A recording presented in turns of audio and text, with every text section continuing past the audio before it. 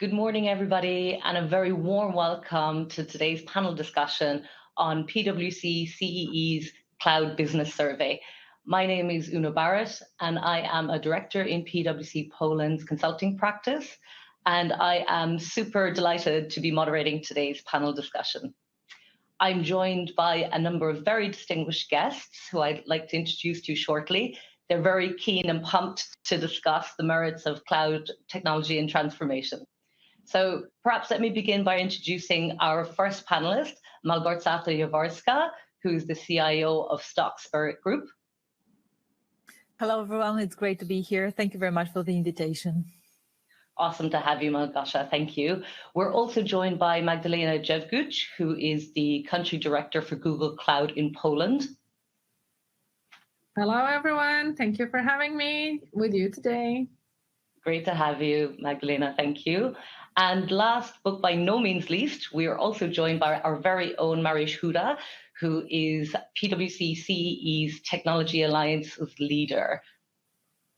Hello, everyone. It's a pleasure to be here and co-host today's meeting. Thank you very much. So, folks, I guess before we dive into what I hope will be a really lively discussion, I would like to hand over to Mariusz for a few moments to talk us through some of the key findings from the survey report and to help us recap a little bit on some very insightful findings. So, Mariusz, over to you, please.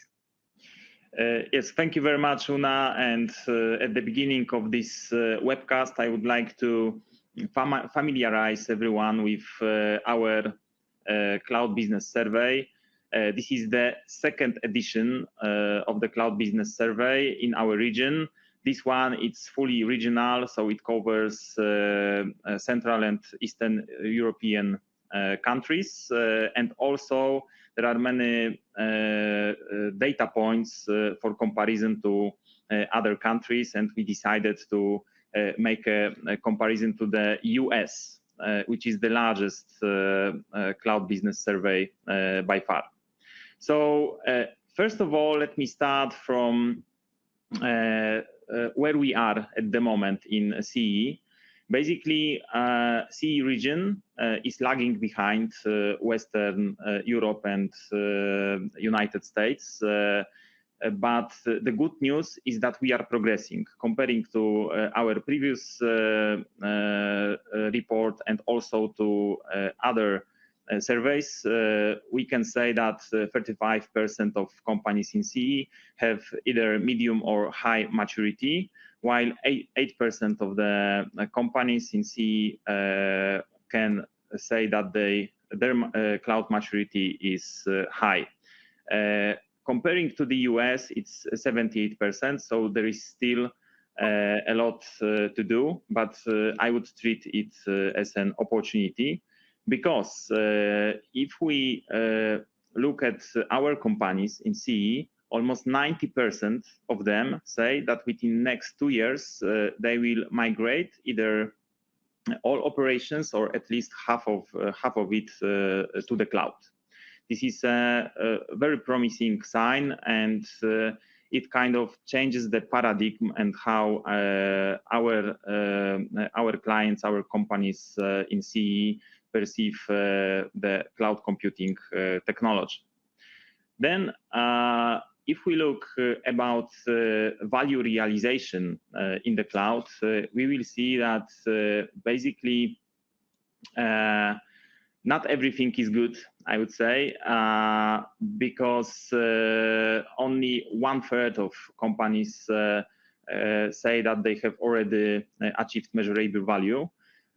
Basically, if we look at our survey, we will see that three top items are cyber, time to market, decision making process. It's progressing. Comparing to the US, we are lagging behind. We will also notice that there are different types of items in the US. But also I would like to put your attention at the bottom. New business, new revenue streams, improved profitability. It's very low comparing to the market and to the US. And later today, we will also talk about cloud-powered companies, which are able to capture the value there.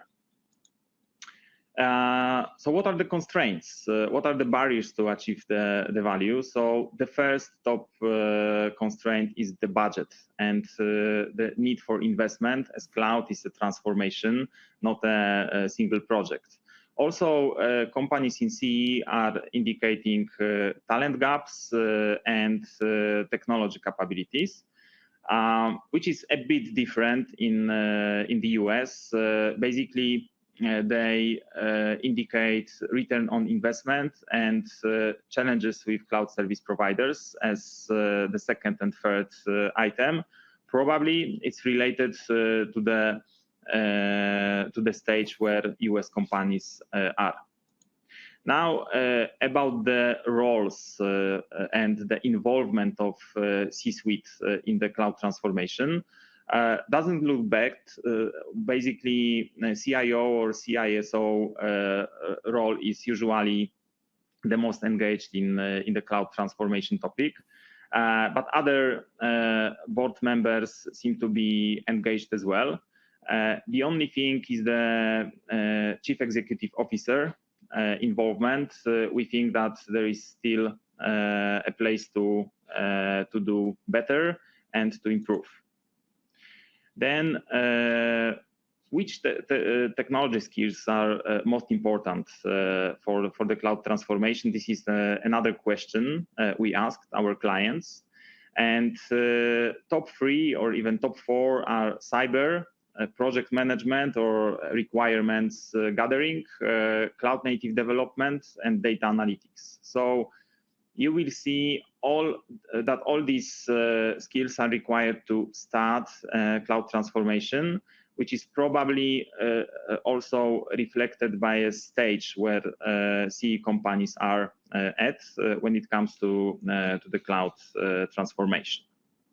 Now I would like to tell you a bit about cloud-powered companies. We created a Cloud Success Index, which is reflecting the top quartile of the companies who are making, who are doing the best. I mean, they are their performance in the cloud is the highest. They are capturing the value, and we basically analyzed what is the difference. I mean, what are these top performance doing comparing to all the others, and what kind of behaviors could be replicated. So first of all, I want to say that business-wise, cloud-powered companies have been performing better than all the other companies.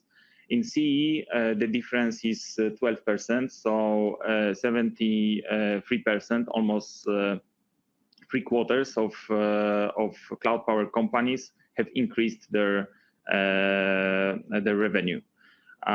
This is a very good news, but it's also worth to see how does it look like when it comes to capturing the value,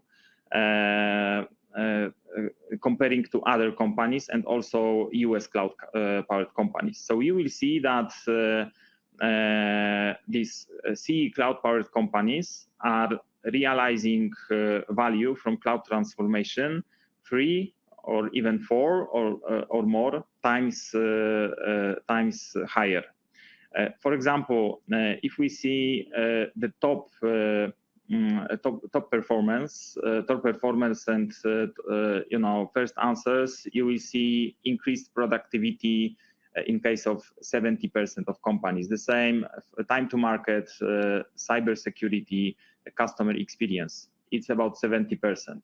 If we compare it to other CE companies, you will see the results on the level of 12%, 20%, something like this. There is a gap. There is a gap for sure. What is more interesting, US cloud-powered companies are achieving even higher value, which means there is a gap, a potential to capture in the future. But also moving to the right side of the screen, you will see that when it comes to the new revenue streams, improved profitability and cost savings, this is well captured by the cloud-powered companies. Of course, US is leading here, but in CEE, more than half of cloud-powered companies are already capturing the value there. On the other hand, all the other companies are still lagging behind, and there is a lot of improvement to be done. So, having said that, I'm pleased that I have a chance to share these results with you. And now over to you, Una. Thank you very much, Mariusz, for the recap. That was really helpful. I guess maybe also just a reminder to the participants, if you have any questions, then please feel free to put it in the Ask a Question box on your browser. But I certainly have loads of questions, so I hope our panelists are full of caffeine this morning and ready to go. Magdalena, maybe if I could start with you. I guess I was really struck when reading the report about this difference between CEE companies and US-based companies in terms of the maturity and cloud adoption. In your experience, would you recognize this as like a disadvantage, a threat? Are we going to be left behind here? Or rather, do you see it as the advantage of saying, well, actually adopting more modern, up-to-date, the latest and greatest cloud technologies is actually in our favor, and we can actually box clever here?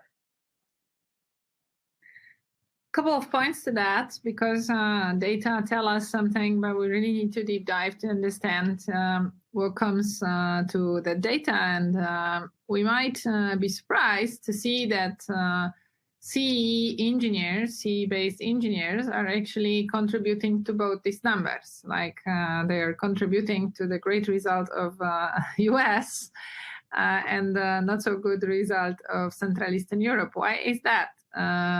Because in our region, we are currently hosting a lot of companies that actually built their IT centers here, whether it's IT outsourcing centers or like R&D hubs, technology centers. So great American companies like Sabre, for example, that is really the top-notch cloud technology leader, is developing their cloud practices in Krakow. So is it counting towards the Polish result, or is it counting towards the US result? So that's why I think, the opportunity to go faster for CEE is there, because we have the talents on site, we have experience on site. But currently, we're selling this talent and experience to the international companies. We're not leveraging this opportunity so much for the local-based companies. Why is also this the situation? Not only because those amazing talented cloud engineers do not want to work for Polish, Romanian, or Czech companies. It's also because the business model that we have for a majority of local companies is more like B2B type of business model. So hardly ever they are selling to the consumers.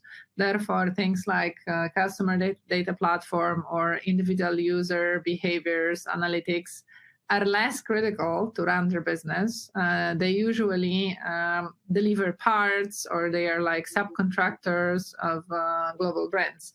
So the need for insights live from data, which usually are driving cloud adoption, are not there yet, or they're a lower priority. So I think this will be changing in the next couple of years.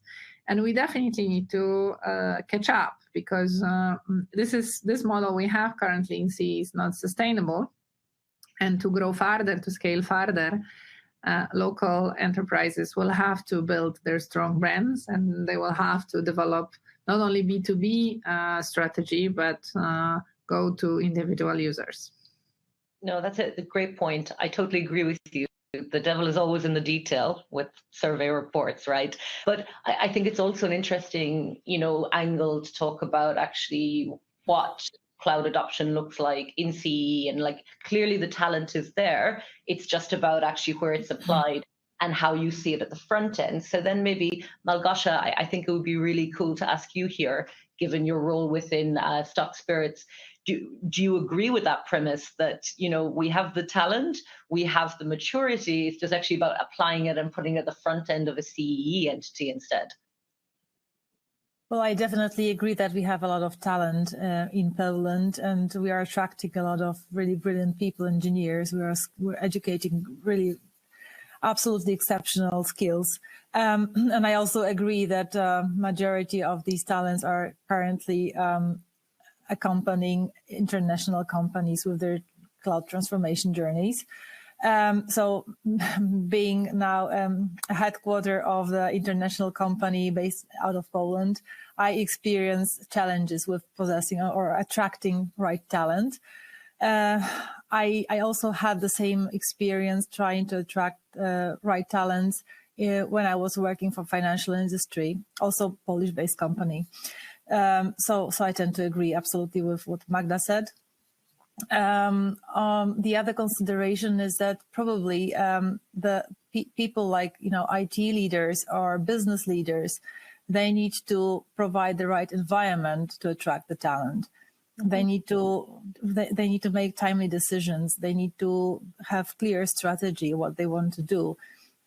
People at the moment, the talent is really scarce, so the people want to know what to expect when they come to work. They need to expect what the journey is about. They need to have a meaning of the purpose, and all that is driving to what I wanted to say is that to increase the adoption, from my perspective, is the work not only on the, let's say, on the operational level, let's say building the talents, but it's also on the higher levels. So it is setting out a clear strategy and the business purpose where everyone can link into it. So everyone needs to understand what we're doing and what the benefits.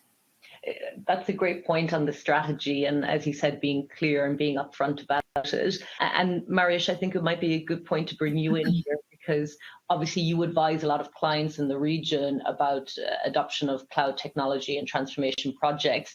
On the basis of what Magda and Malgosia said about talent, scarcity of resources, I guess, what is your advice to companies in the region about how they can accelerate the adoption of cloud technology? Yes, thank you, Una. And basically, I totally agree that talent gaps is one of the challenges for our clients. It's both about the quantity, because we have a lot of IT engineering talent in the CE, but majority of the talent is serving our Western colleagues and Western companies, right? On the other hand, we are still at the point where our economy is emerging, but is not as mature as Western economies. So there is definitely always a kind of budgetary issue to attract the best talents and to capture the value. But if you ask me about the maturity, I would say that after reading the report and also talking to our clients, I'm very positive. Although we are still very low when it comes to cloud adoption, you will see that almost everyone, like 90% of companies in CE, say yes, we will be on the cloud. This is the direction, and what is more, they say we have already started. So there are very few clients I work with who say no, we haven't started. Everybody is doing something on the cloud, in a good way or bad way, but basically everybody acknowledges the value of the cloud and where it is heading. So I would say that the future is bright. Now we say that almost 40% of companies in CE use some cloud or a lot of cloud. It's still almost twice less than US, but I think we will be capturing fast. The question is how we will be doing that, and how CE companies will capture the value and will learn from the others more experienced like US companies. Yeah, just to maybe add to what we've been discussing here, because I really want to make sure that we take it as a positive message, as a constructive message. I mean, it's very unique for the region, for the entire Central Europe, Central Eastern Europe right now, that we are like, in a positive sense, India of Europe and China of Europe at the same time.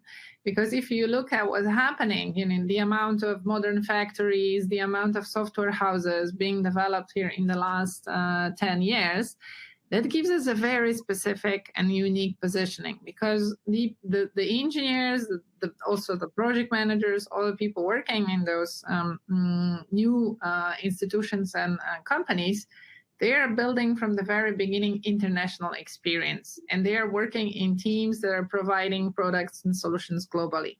And the biggest growth coming with the cloud will not come from lift and shift of infrastructure, closing data centers and putting stuff in the hyperscale data center. This will come with SaaS.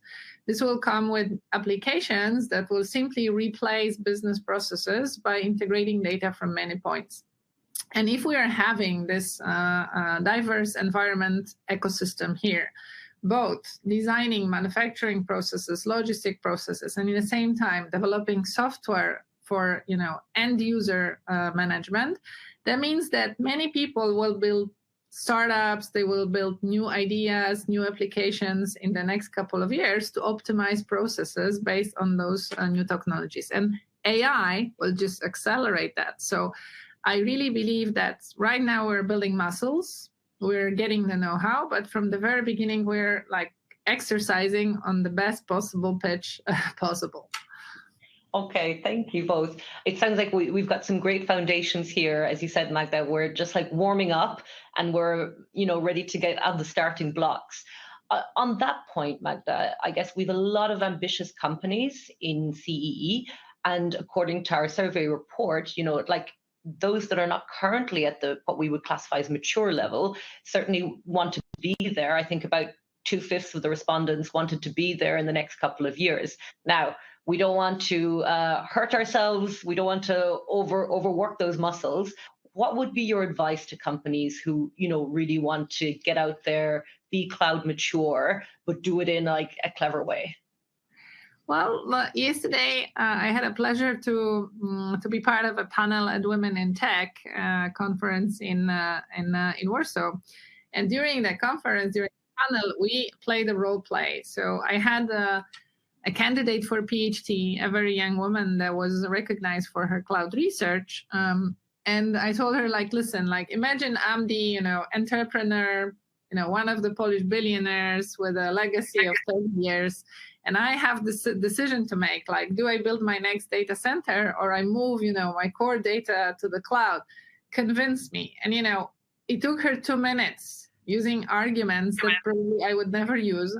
And the applause from the audience was spectacular. So my thinking is that, around those billionaires in our region, those owners of big companies, there is enough of people under 30 who really think with this, native web business modeling, and how they see the future, how they understand, how the business will be growing, how the strategy will be structured is very different from the previous generation. So my recommendation would be for those companies that really want to grow, that want to scale, include more young people, ambitious young people in the planning of how the future strategy should look like. Because if they will get the ability to impact those strategies, the cloud adoption will be just one of the puzzles helping those companies grow so much faster. Super, thank you. And I think you mentioned about that, the mindset and the planning for it, and it slightly touches back to what Malgosia said earlier about, again, how we plan and what the strategy is. And I guess, Malgosia, that's a subject very close to your heart as the CIO. So from your perspective, if you were meeting other CIOs or CIOs of the future, what would be your advice to them in terms of getting on that cloud adoption ladder soonest? Okay, so a couple of perspectives here. So as an IT leader, as a digital transformation leader, I think we need to be relevant to the business. So we need to understand very clearly what the business is about, what the challenges are, and go down deeper, understanding what the struggle is at the moment, what the limitations of the current systems are, and how that influences the business performance and the KPIs that we are tracking. Business talks with the business language, not with the digital transformation or technical language, typically, of course, unless you're in the IT business and this is the core of your business. But if it's not, that they are not interested in the KPIs of, I don't know, SLAs of the high availability or whatsoever, they're interested in financial results, in EBITDA and other parameters. So what I tend to do is I try to align with my business colleagues. I try to understand the pain points. I try to understand the particular tactics supporting the strategy. And I try to link that with what the technology can bring, where the opportunities lie. And then I just speak P&Ls. I just, I build the business cases like any other project. I don't specifically focus that it's going to be a big cloud strategy or whatsoever. I talk about P&L. I talk about the benefits and cost, where benefit is a bit difficult because sometimes the direct cost it tends to be higher at the beginning. So let's say the entry barrier is a bit higher than what we typically would think that the on-premises or traditional way of doing things would be. It's from my perspective, it's just a matter of extending the P&L for more than 1 year, and we see the benefits. And also it's a benefit of lost or missed opportunities if we don't go this way. It's a time that we need to do ourselves. And as I say, I'm talking about companies who are not technical companies. It's not in the core of industry, FMCG or financial maybe is a bit different business to deal with technology. So we need to, in order to be relevant, in order to gain speed, to make timely decisions, we need to just have solutions faster. We cannot do it ourselves. It's unrealistic. So that's what I talk about when I speak with my colleagues. On the lower level, so on the operational level, I try to create the environment where people find challenging activities, challenging projects, keep them interested and keep them relevant. So they need to understand what we're doing. I'm not speaking to them that they need to, move that application to the cloud. I'm talking what is the benefit. We are being exposed to the business all the time. We are building teams building teams from the business and from IT. And that is driving the ambition. It is about engaging the talent. It is about contributing to the business growth. So that's what I would really advise. We just speak the business language because that's what the business understands. Indeed. And I guess communication is key, as always, with these things and keeping your kind of stakeholders engaged. And Mariusz, I saw you nodding a lot there. So I think maybe also you have a perspective on how to temper the ambition to get to that future state versus some of the practical concerns that you might have as you're growing or going on the transformation journey. Yes, and thank you for that question. I think it's worth to touch the Cloud Success Index now. I mean, cloud-powered companies, because this is not only about adopting the cloud and migrating applications to the cloud. This is about capturing the business value. And exactly what Małgosia said, cloud is business transformation. Technology is a very important component. This is a foundation, but it's about capturing the business value. And when we look at the CEE companies, the very good news is that everybody is thinking about the cloud. Everybody started doing something with the cloud. but only those 25% of the companies are capturing the value at the moment. And the question is exactly how do they do that and how they will performing in the future. So the main difference there is that they are focused on the business growth, on the innovation, on the product innovation, and on the P&L. The other companies in CEE, and this is a very kind of similar thing for many countries in the CEE, and the main difference between CEE and the West are focused on the TCO and cost optimization. So the first thing about the first discussion about the cloud is, okay, how much will I save on the cloud? Okay, so how will I reduce my my technology debt?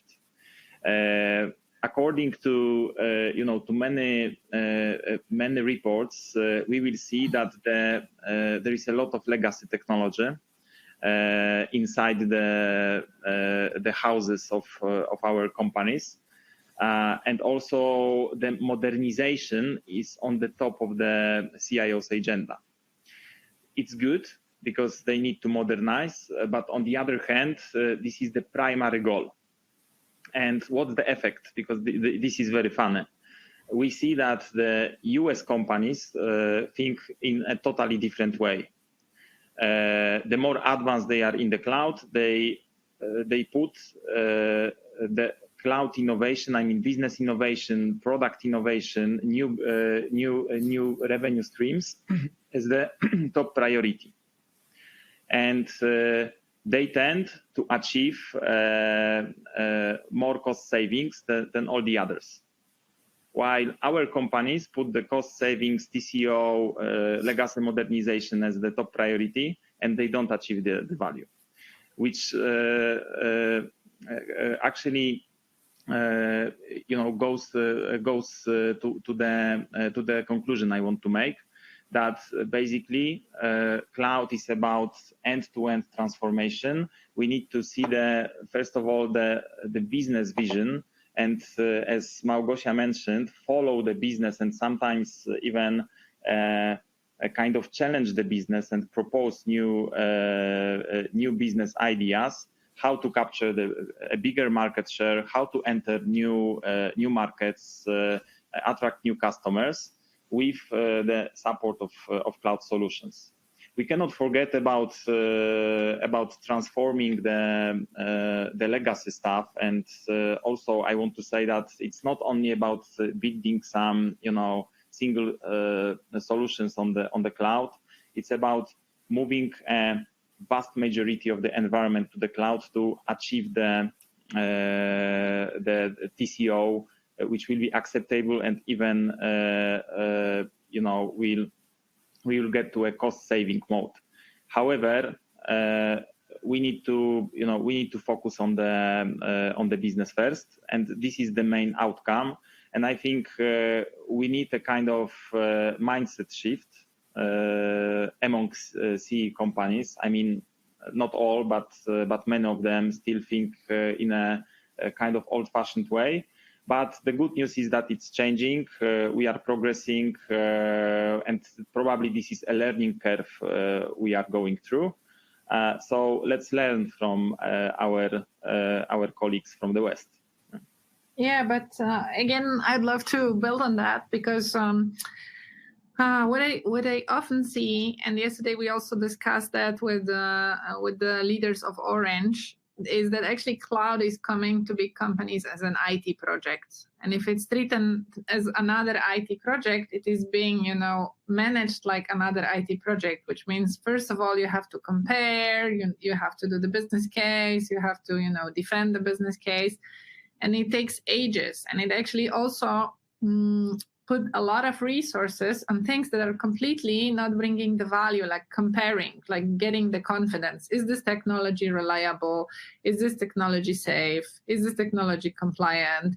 I have never seen, result of this work coming to the conclusion, oh no, it's less secure, it's less confident, and it's less stable.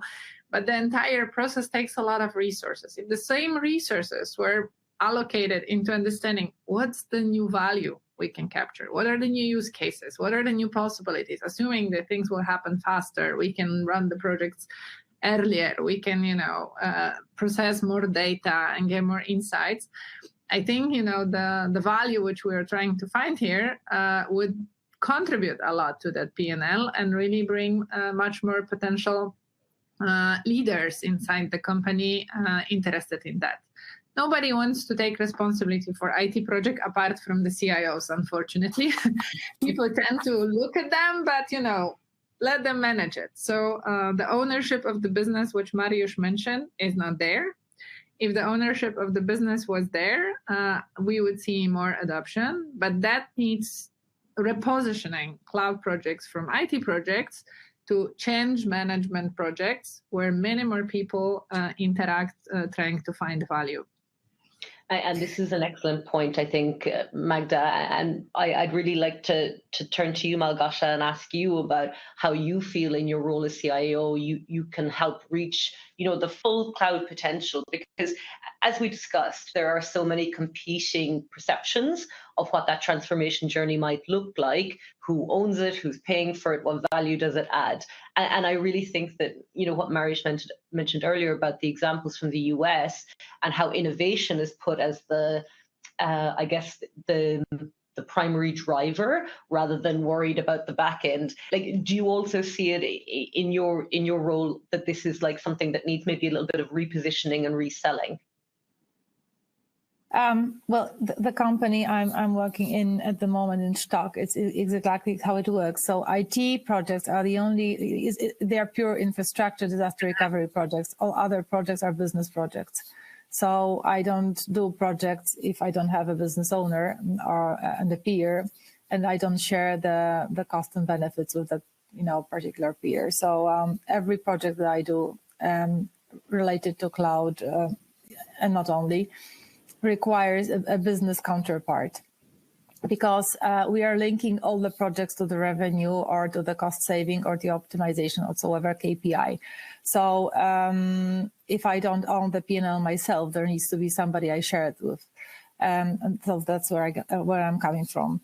So I'm totally with you. We need collaboration. We need understanding what can bring the benefits. And for that, what will be helpful, and what I see myself being also lost a bit, is that there is such a plethora of SaaS solutions, different providers. It's sometimes hard to compare apples to apples. Sometimes it's hard to choose, and the process of selection is a bit difficult, not because we are just proving what is not to be proved, like, if it's safe, if it's running, it's safe, but what is best fit for the business. So that's probably a bit of time of ourselves as IT leaders to bring more awareness about what cloud solutions bring, what the showcases are, what the success stories are.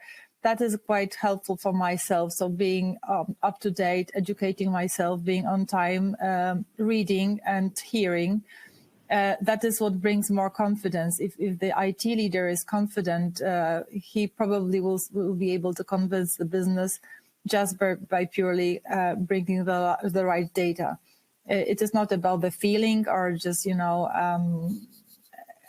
having an intention to go to the cloud. It's about presenting facts, what can bring us to be better positions against the competition. So education on the IT side, and also the business side, that is one of the factors I see that is a bit missing at the moment. Sometimes it's cumbersome licensing models. What is probably holding sometimes the decision back is that people cannot really forecast what the cost is going to be like. It's not even the precise number. It's a range, or it's an outcast of how that can play out in the next year, in the next 2 years and 3. That is also something that we probably need to educate ourselves better. Ourselves meaning IT leaders and IT teams, and then being very close to the business. So really, understanding, being on the board, being on the reviews, understanding what the challenges are, because then we can understand how to become relevant. And I love that point, Malgosia, about the education piece. And I really do think that, Mariusz, you must see a lot of this in your role and in the conversations you have with clients, because, you know, I think it's a very challenging economic environment, and having to convince, you know, either your CEO or your P&L holder that they need to spend, you know, in this area because there's longer term benefits here. Like, that must be quite challenging. Do you ever get the, I guess, the position that maybe people are happy with the halfway house? So maybe I'm part cloud based, but I don't have to be totally cloud powered. And how do you respond to that? Because maybe half and half is enough for me, right? Yes, so there are, you know, a few data points here. Basically, we did kind of detailed qualitative research in the financial industry last year, and we discovered that around 40% of the workloads have to be migrated to the cloud to capture the TCO. I mean, it's not basically possible or very difficult to migrate like 1, 2, or 3 applications in a bank and say, okay, we are saving money on the cloud. So there is a kind of issue which companies are facing, which we call a double bubble. This is a kind of double cost that is being created, because usually what the companies do, they start adopting cloud relatively slowly, especially in our region. So a kind of new cost structure is appearing. I mean, this is exactly what you say. This is the cloud consumption. I mean, cloud subscriptions. These are new technologies, new applications, and this is also a new team trying to deliver value. And proving their efficiency to the let's say legacy or old-fashioned organization.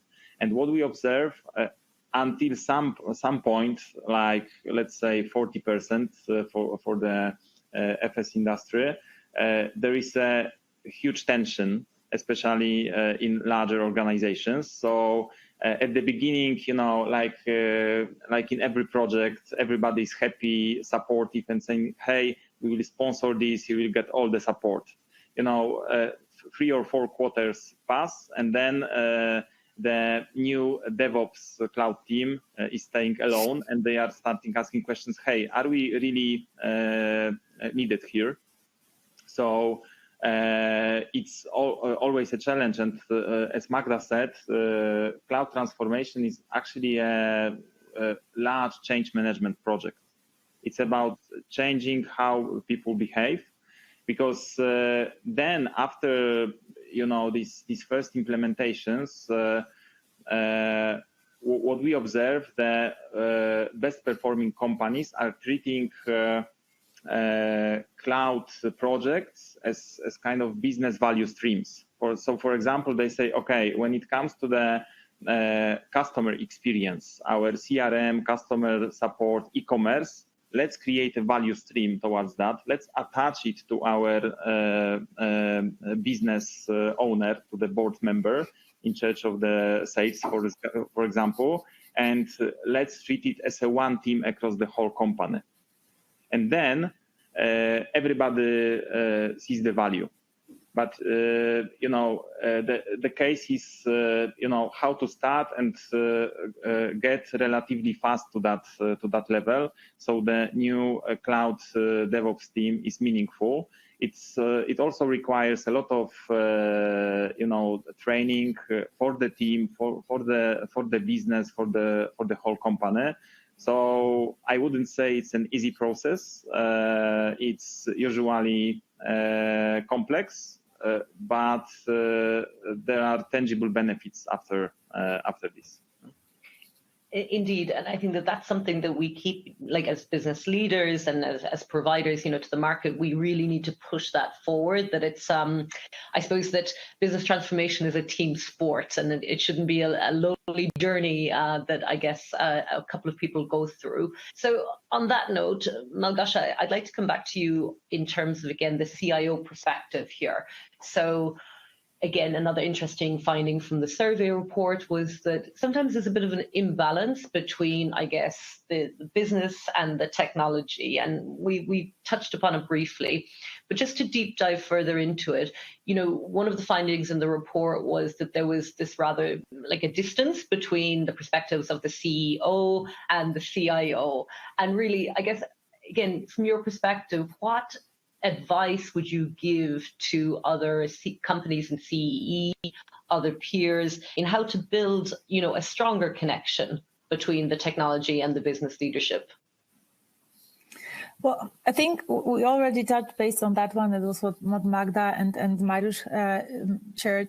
I have the same perspective, and I do the same. So I find people to collaborate with. I engage the business, so I'm not presenting digital transformation journey or cloud adoption journey as a isolated strategy.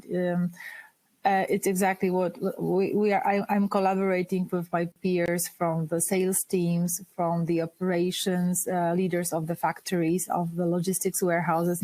In the case of our business, I'm trying to understand how can we build an opportunity to improve the way we work, and involving them in the decision-making process, not like, not forcing them to deep dive into technology, but rather to show what we have on the table, showing what the cloud brings as an opportunity in terms of speed to delivery, in terms of time to market, and what we have as an alternatives that helps a lot, and that they feel engaged, they feel secured because they are also in the numbers, in discussions. They meet the teams of our technical partners. So it is not, we are not doing anything in isolation. And I think that is kind of key.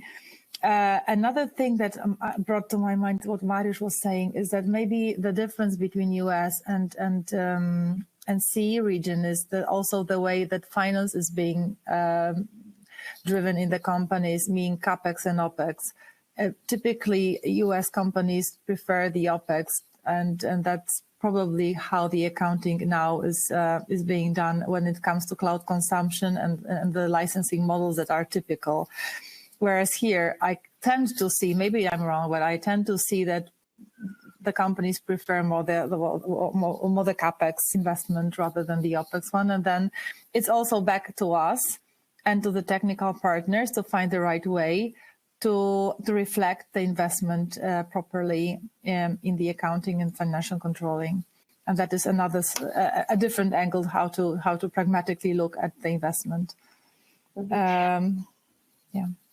And no, this is a really interesting point that I want to dig into. It's really about like demonstrating the value, and whether you say, the cost is showing at the OpEx or the CapEx side. So open question to you all, and maybe Magda, I'll start with you.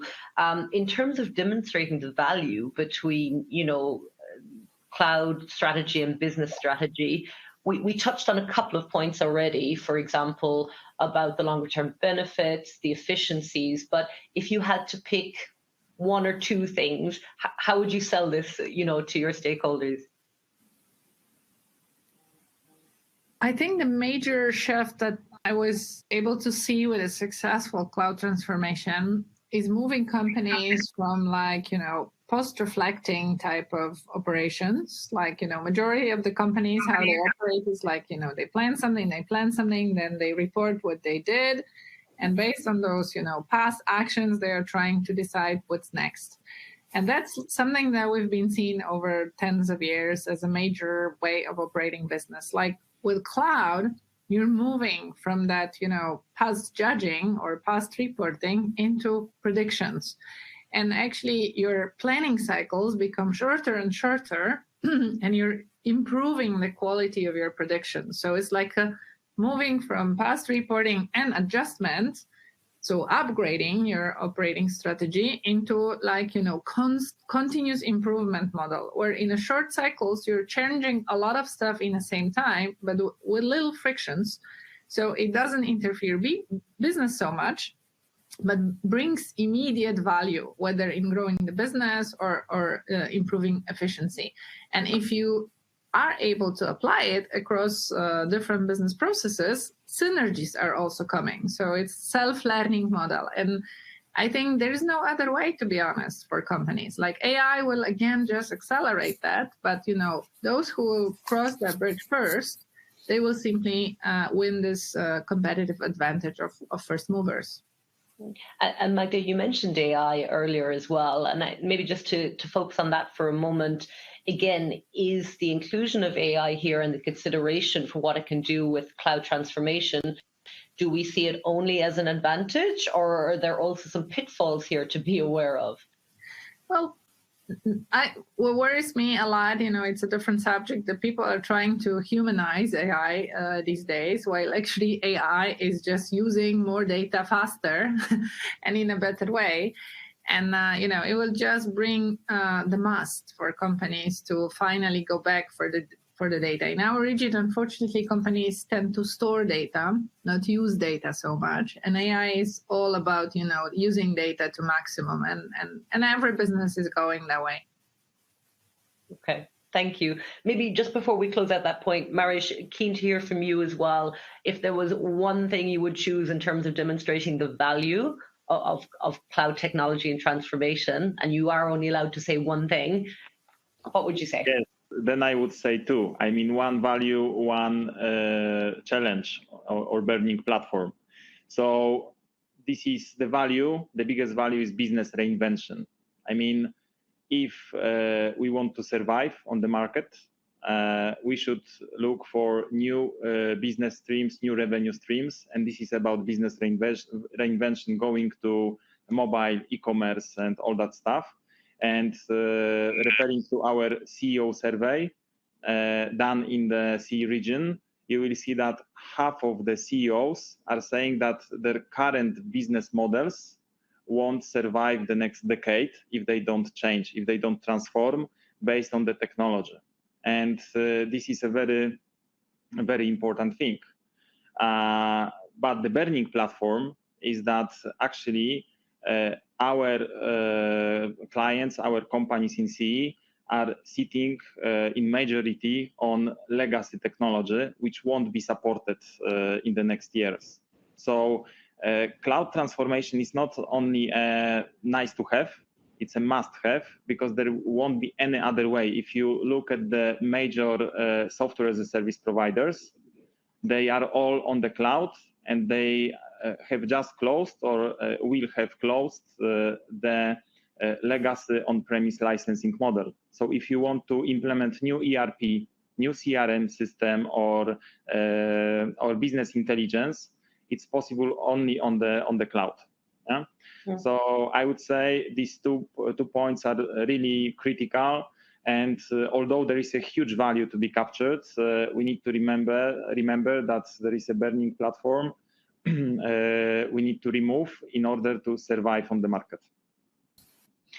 So Mariusz, what I'm hearing from you is that this reinvention is not just a nice to have or something pretty to put in your company prospectus, but actually it's about future-proofing, your business. Exactly, that's the point. Okay, folks, I see that we also have a question from our audience here, and again, I'm going to open it to the floor. It's an interesting one. It's about how cloud transformation is happening in the public sector. So obviously, this is a sector that has huge impact on a wide number of people, but any particularly strong perspectives on how cloud transformation is happening here, and also what the lessons are and what the impact for society is, or what we think it will be. And Magda, if you don't mind, I might bring it back to you to start the discussion, please. Well, the value is obvious. Like if we think about public sector and we think that it's actually funded from our taxes, so we're sort of investors in public sector. Just think about the healthcare. Like, is it really worth that every hospital is building its own data center and it's building its own set of applications and is not interacting with the data? They're not exchanging the data properly. You as a patient would rather get into a place where the doctor could immediately see, who you are, what's your legacy, and actually what worked for you before. Unfortunately, those systems are disconnected. So I think, the benefits and the values for this sector are probably, there is the biggest upside out of all other industries. But unfortunately, the procedures and the models of operating of public sector and regulated areas of public sector are so difficult to change, not because of lack of rationale, but because of the politics. So I'm not that optimistic here. I think we're going to see adoption of those technologies in countries like Nordics. We'll see it in countries like Singapore. And we will be sharing those use cases at the conferences. But in countries with less mature state, I would say, administration, like in Central Eastern Europe, unfortunately, we'll still wait for a while. Okay. Malgosia, what's your perspective here? Well, I can't position myself as an expert in the public sector. I've just limited knowledge on that one, but I've been present in the financial industry and also complying on my cloud journey with the Polish regulations and EU regulations. And I must say, being now in the FMCG, which is not that regulated, there is a huge difference. So basically, I tend to say that can be not a showstopper, but it can really delay decision-making process. It requires a lot of additional effort and cost to jump on the cloud adoption because of the regulations that are imposed. Sometimes it's even hard to comply with them if you want really to be on the cloud. Let's say avoiding vendor lock, it's not possible. It's either or. Even if you're on the on-prem, it's still a vendor lock of your team. It's a vendor lock of the open source technology. It doesn't matter. So some of those regulations are like, I don't know, not really protecting the companies. And that can be also reflected in a broader perspective in the public sector. So I think that the initiatives that, for example, Google has done 2 years ago, if I remember correctly, opening the Polish region was just, I think, responding to that need and trying to help those companies that are subject to those strict regulations to adopt faster. Yes, Una, maybe if I may build on that, because Małgosia mentioned how regulated industries behave. And, first we have public sector, state-owned companies, which are kind of specific because this is a very specific sector funded by everyone. Then we have regulated industries like financial services, energy, utilities, or telecommunications. So what I observed in the past for CEE companies, especially those based in Poland, one of the main barriers was to send data outside of the country. And this was a kind of mental barrier, but also heavily regulated. So regulations in the CEE countries and also in the EU have changed a bit. They are more flexible, but still having local data centers is a kind of an asset. And like Google did 2 years ago, the investment of implementing the Google Cloud region here in CEE is a kind of milestone for us, for our companies. And I believe that not only the COVID pandemic accelerated cloud adoption in our region, but also the fact of these huge investments done by the hyperscalers. So having this kind of confidence that the data is close is good. and this is a kind of response for the regulated industries and also for the public sector. Thank you, Mariusz, and thanks to you all. That was a really comprehensive answer. Although, Magda, I think I would love my tax money to be spent on putting together something more comprehensive, in that regard. Look, I think, again, conscious that we're kind of on time, we could spend another 5 hours discussing this, right?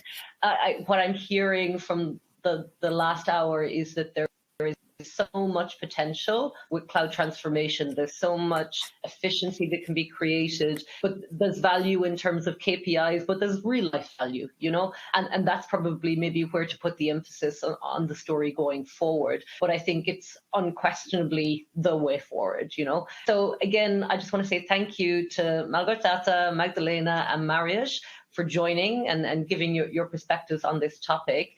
Obviously, the Cloud Survey report is available on our website. And a big thank you also to all the people who dialed in and for the questions that came through as well. It was a really great debate. And I hope that maybe we can regroup maybe later this year and see where we've gotten to on the cloud transformation journey.